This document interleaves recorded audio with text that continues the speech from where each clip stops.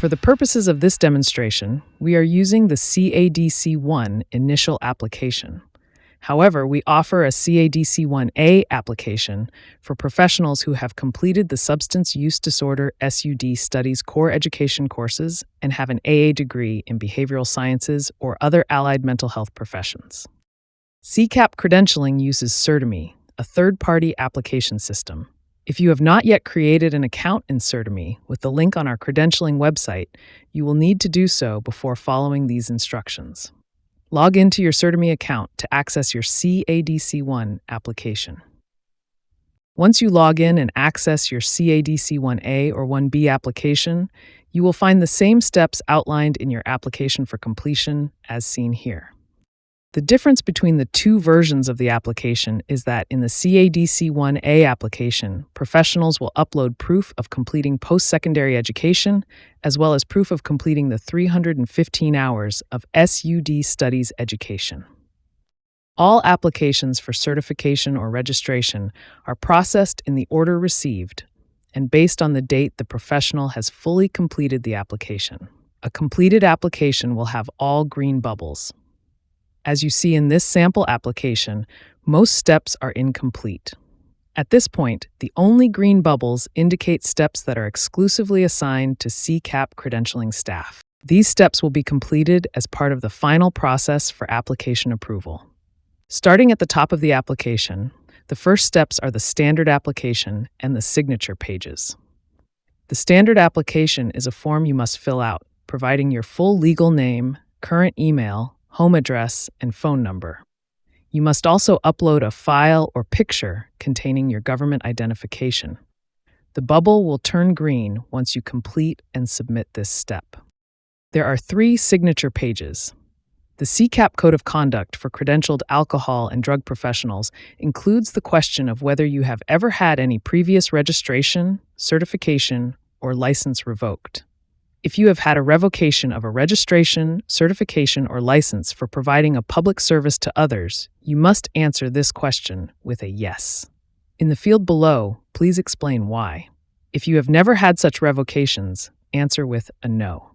Remember, this revocation references registration, certification, or license, not for a driver's license. After the Code of Conduct, there is the scope of practice and the Statement of Understanding and Authorization. It is of the utmost importance for you to read and understand these agreements. Once you have read them thoroughly, agree by checking the box and providing your signature. The system will automatically review and approve these 2 steps. The bubbles will turn green, and a white checkmark will appear within the green bubble, indicating the steps are submitted successfully and approved. The next step is your verifiable experience requirement. For the CADC1A, the required number of verifiable work experience hours is 2,080. This is because you hold an associate's degree. For individuals completing the CADC1B application without a degree, the required number of verifiable work experience hours is 3,000. The supervisor or supervisors who will be verifying these hours must be a CCAP qualified supervisor. For professionals applying for a CADC1A or B, your supervisor must have a valid CADC1 credential or higher. If the supervisor is not credentialed by CCAP, they must meet the comparable 2 requirements as noted on our website's Supervisor Qualifications page. Click on the step to open it. Read the instructions on the form. You will not be able to fill out the information. This is for your supervisor to do. First, scroll down to the bottom and click on the button Invite Supervisor. Then scroll back up to the top of the form where you will see the section to enter your supervisor's information. Here, you will need to provide your supervisor's first name, last name, and email address. You may invite more than one supervisor on the experience requirement step. Some professionals have had multiple supervisors, and all hours are applicable toward the 3,000 or 2,080 hour requirement. You will need to send each supervisor a separate invitation. For this demonstration, we will send this invitation to our mock supervisor. Once you fill out the form, click on Send Invitation. You will then see that the invitation is listed at the bottom of the window. Now, you may invite another supervisor if you have more to add. Again, this must be done one at a time. Click on the Invite Supervisor button, then scroll up to the top of the form. Please fill out the information for your next supervisor by entering their first name, last name, and email address. Please note that you cannot invite the same supervisor more than once. After entering the additional supervisor's information, scroll down to the bottom and click on Send Invitation. Repeat these instructions for each supervisor you need to invite. Once you have invited all of the supervisors needed to verify your experience, close this form window. The next steps in the application are the supervisor recommendation letter and the peer recommendation letter. To complete these steps, you will need to upload the required documentation. The supervisor recommendation letter must be from your supervisor, who has directly observed your work in substance use disorder counseling. The letter must be typed on company letterhead and signed by the supervisor writing the letter. It must be a wet signature, which means signed by a pen, not an electronic signature. The letter must be dated within 60 days of the date you submit it in your application. Once you have the letter ready to upload, click Upload, click Browse, choose the file from your device, and upload it into the application. Once you have completed uploading the file, you will have completed this step. Here you will see that the bubble has turned green, indicating that you completed this step. The peer recommendation letter must be from a colleague or peer in the substance use disorder (SUD) profession. The letter must be typed and attest to the applicant's character and competency. It must be a wet signature of the person writing the letter, which means signed by a pen, not an electronic signature. The letter must be dated within 60 days of the date you submit it in your application. Please note that this letter must be from a colleague or peer and cannot be from a supervisor or instructor. The next step is the secondary education requirement. This is to verify that you are a high school graduate or have an equivalency to a high school diploma. Here you will indicate any degrees you may hold. Enter the name of your high school or school of your equivalency, the city of the school, and the date of graduation or completion. Make sure you choose the year first, then the month, then the day. The date will populate correctly. If you do not select the year first, the system will default to today's date. Then indicate any license or certifications you may hold currently, or check the box No Certificate or License. Once you have completed this form, click on Continue, then Confirm. You will see the bubble for that step turn green. The next step is the 315 hours in addiction studies requirement. In addition, those applying for the CADC-1A must upload proof of their associate's degree along with their unofficial transcripts for their addiction studies education. If you have attended a CCAP-approved school, you may upload an unofficial transcript showing your addiction studies courses or a certificate of completion. If you attended a non-CCAP-approved school, you'll need to upload your unofficial transcripts showing the courses completed with a C grade or better, along with detailed course descriptions for the addiction studies courses that meet the academic content area requirements. Please ensure you have ordered your official transcripts from your school to be sent directly to CCAP. Once you have uploaded your documents in this step, click Upload, then Confirm. If needed, you can go back to this step and review the files you've uploaded. At the bottom, there's a reset button you can use to make any corrections. Just keep in mind that if you reset any step in your application, the submission date will update, and if your application is already complete, resetting a step will also restart the processing time. In this sample, an unofficial transcript and course descriptions have been uploaded. Clicking on Reset removes the submitted documents. This step is now incomplete, and you can resubmit your documents.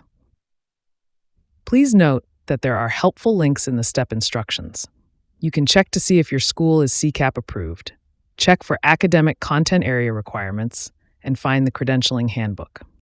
The next 3 steps focus on verifying your practicum requirements. The first step is the Supervised Work Experience Field Practicum Internship.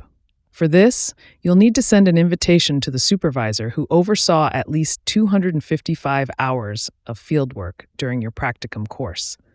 This should include practicing the 12 core functions with a minimum of 21 hours dedicated to each area and 3 hours in orientation. Carefully read through the instructions for this step. Once you've done that, scroll to the bottom, past the form your supervisor will need to complete. Click Invite Supervisor, then scroll back up to fill in the fields with your supervisor's information. Enter the supervisor's first name, last name, and email address. You may only enter one supervisor for this step. There are no options to add more than one. If you need more than one supervisor to verify your practicum, you will need to contact the credentialing office to receive the necessary forms. Visit www.ccapcredentialing.org, then click on Contact Us in the top menu for our contact information. You won't need to invite additional supervisors if you completed all 255 practicum hours with a single supervisor. Once you have entered the supervisor's details, scroll back down to the bottom of the form.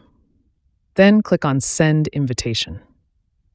The next step is the intern evaluation, which is linked to the previous one.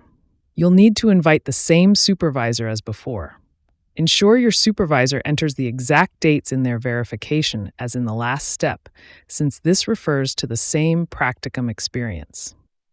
You will invite the supervisor just like you did in the previous step. Carefully read through the instructions for this step. Once you've done that, scroll to the bottom, past the form your supervisor must complete. Click Invite Supervisor, then scroll back up to fill in the fields with your supervisor's information. Enter the supervisor's first name, last name, and email address. Once you have entered the supervisor's details, scroll back down to the bottom of the form. Then click on Send Invitation. The next is the Practicum Verification School step. This must be completed by the instructor who taught your practicum course. Read the instructions carefully. Click on Invite Supervisor and enter your instructor or professor's first name, last name, and email address. Once you have filled out the information, scroll down and click on Send Invitation. If, for some reason, you are unable to reach the instructor, you can have a representative from the school submit the information on their behalf. Contact your school to find out the name and email of the person authorized to verify your practicum. You may enter that person's information in this step under these circumstances. To complete your application, all steps must be finished, including payment of the initial application and exam fees. If you're not a member of CCAP, you can choose the full price option. Members should select the member's price. Select your option by clicking the radial button next to your choice and entering 1 in the quantity box. If you select the member price, it's important to ensure your membership is current and valid. Paying the member fee with an expired membership will significantly delay the processing of your application.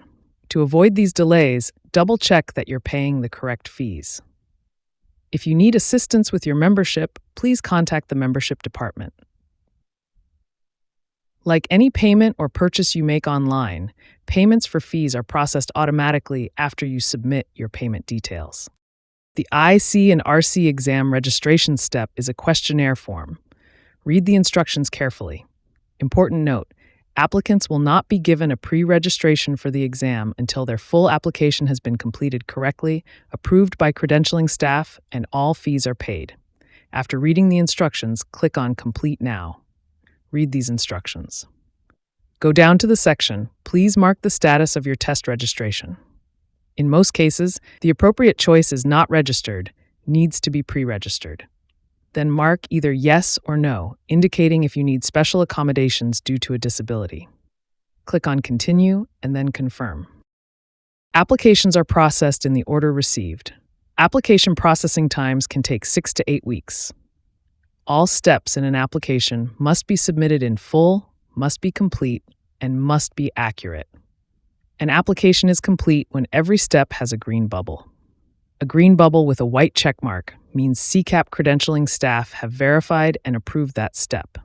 Any step that is rejected will have a red bubble and must be corrected by the applicant. The processing time will be delayed and not resume until the applicant corrects the rejected step and resubmits all or any rejected steps.